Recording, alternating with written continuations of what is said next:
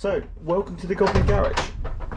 I have been saying for a very long time that I need to start doing some YouTube of what I get up to when I'm left alone in the garage. This is one of those projects of mine. This is a 1937 Lanchester LA11. It's a lovely old thing. It's very much a survivor. Paint is definitely seeing better days.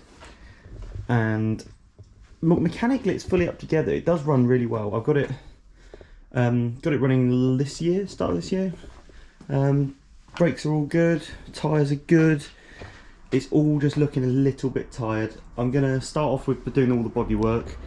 We're gonna rub it all down, fill any little imperfections here and there that need doing. Getting some of the bright works getting chromed. I'm not gonna go around and do all of it. Things like the lights, they'll come back quite nice. The grille I wouldn't mind doing because you can just sort of see the copper coming through it now. I think it's copper.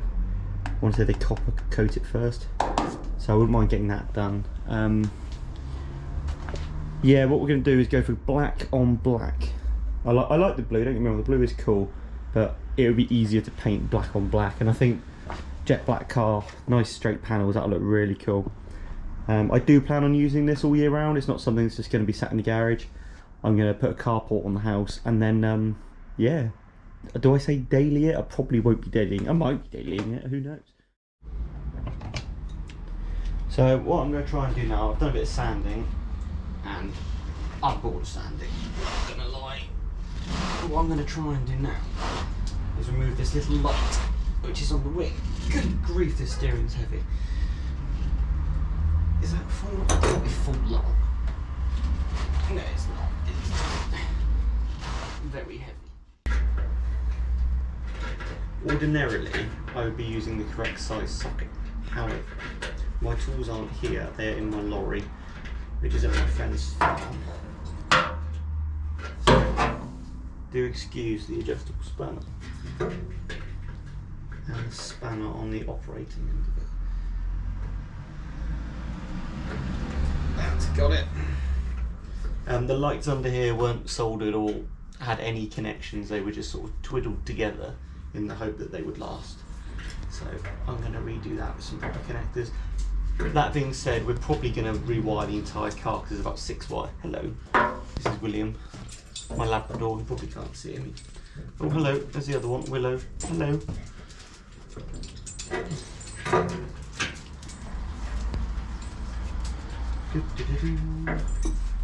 Yeah, it's going to take a little while to sand it down and get it all flat. I don't really know what I'm doing. I'm not a painter.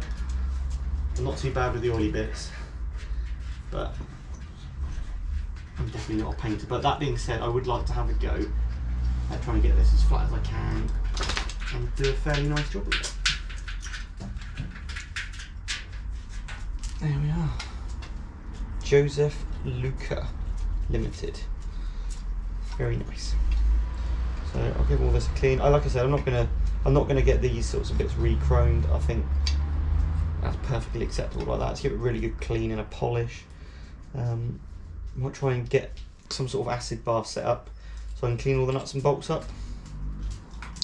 That sounds like a good plan. What have I done here? Ah, right, there's a threaded plate inside. So I'm gonna make a big pile of bits in the back of the car. Yeah. Strip it all back, get the bumpers off, sand, and then we should be somewhere close to paint.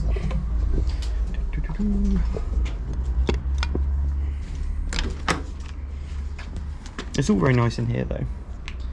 The original handles and all the door cards and whatnot, and the sliding roof, which I do need to look at because it is a bit tight, but we'll get there.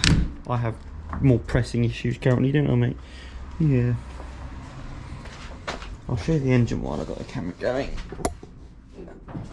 Not that it's anything impressive.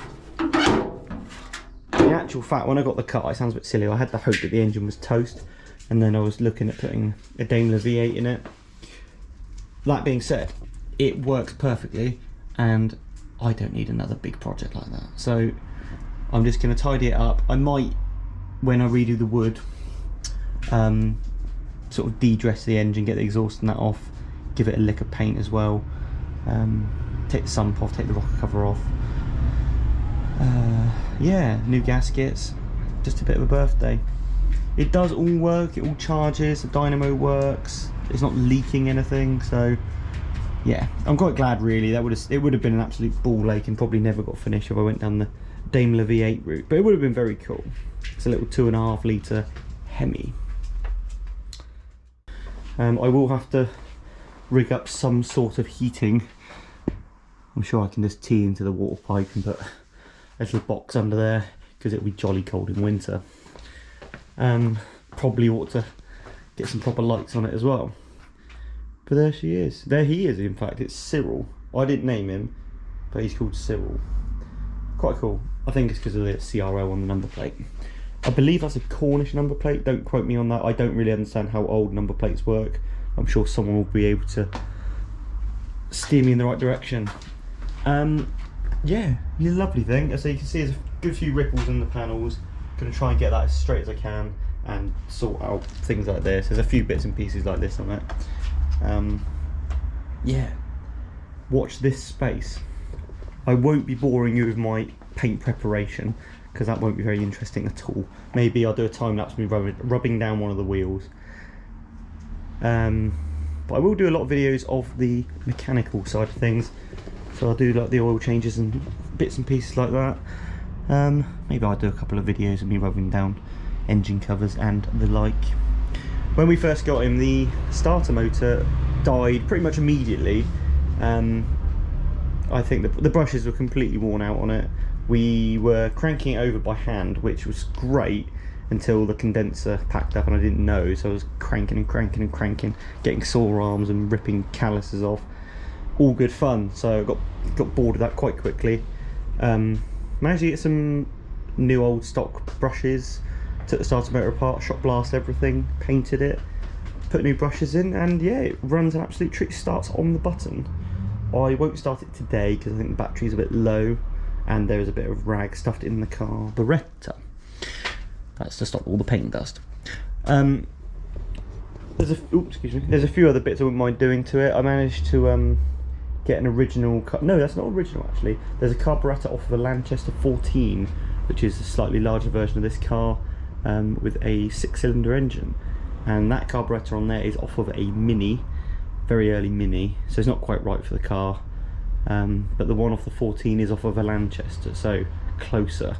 And then I can do away with this makeshift intake manifold. I'm not sure if you can see that. This was just done in a bit of a rush just to get the carburettor working, and all of this is a bit rubbish. So the carburettor I've got down there will be sat horizontally, pick up on these holes on the intake, and that should neaten things up there, and I can put an air cleaner on it as well. So yeah, it should be good. Might make it a little bit faster even because it's got a it's a larger choke on the carburettor. But yeah, this is my Lanchester. I hope you've all enjoyed my very first video. Not a very first video on the channel, there are a few bits and pieces on here, but I'm going to try and start doing some episodes on the Lanchester paint and recommissioning. So look out for that. Thanks for watching. Please like, share and subscribe. Really does help. Take care.